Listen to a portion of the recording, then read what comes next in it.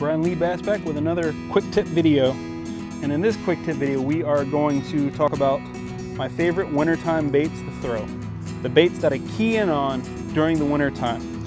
There are only 4 that I really key in on, but also I have more, but these are my main key baits that I have my most success with in the wintertime. So my first bait that I always have on deck in the wintertime is a jig, football head jig to be precise.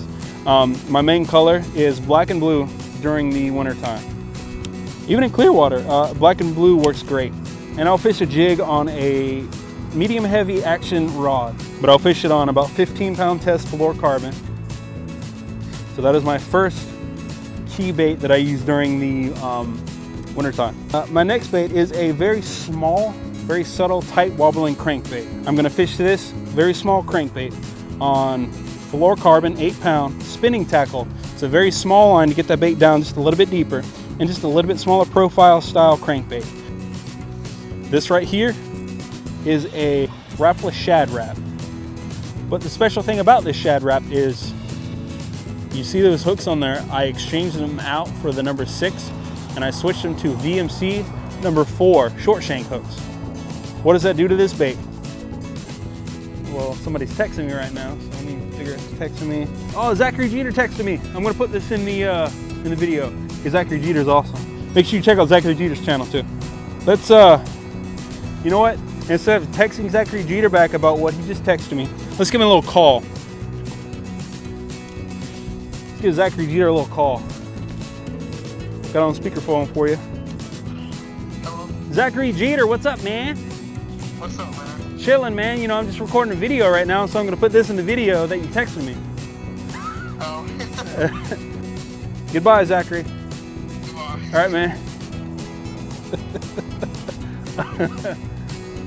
Now, switching out those hooks is gonna give this bait one of 3 actions. 1, depending on the water temperature, is the action that you're gonna get.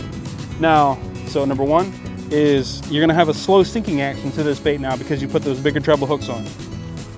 Number 2 is a suspending action. It's just gonna stay right in that exact same area right there.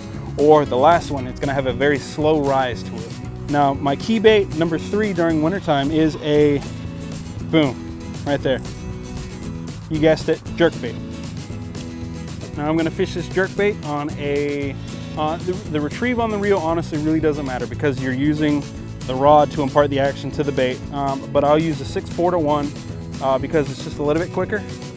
And if a fish hits it and starts swimming towards the boat, I can reel in that slack. I'll use 10-pound fluorocarbon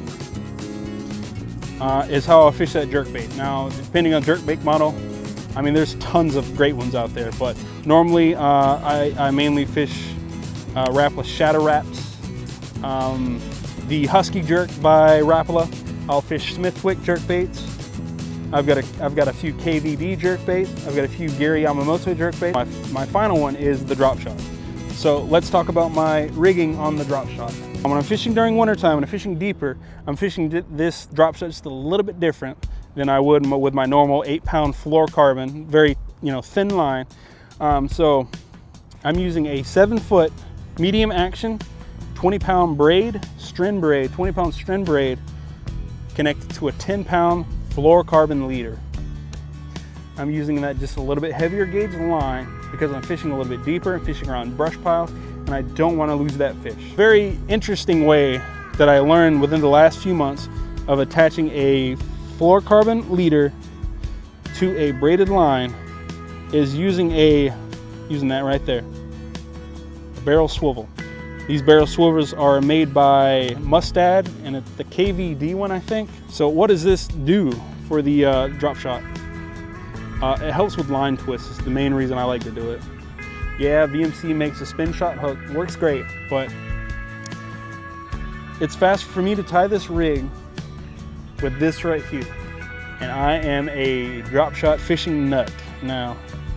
Thanks to Zachary, oh, there goes a hump, fish that.